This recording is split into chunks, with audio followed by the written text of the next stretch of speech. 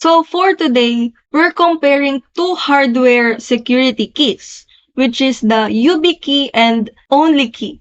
So in YubiKey, it is a trusted and industry standard security key. Its pros are strong compatibility, multi-protocol support, which is the U2F, OTP, and FIDO2, and robust build quality.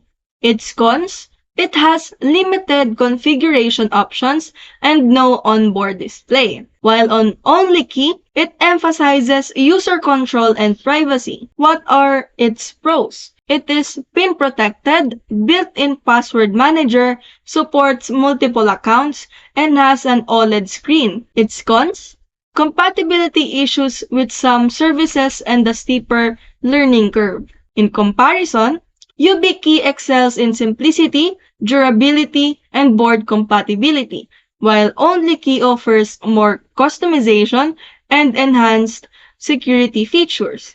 In conclusion, choose YubiKey if you need a straightforward, reliable solution, and choose OnlyKey if you prefer enhanced control and privacy features.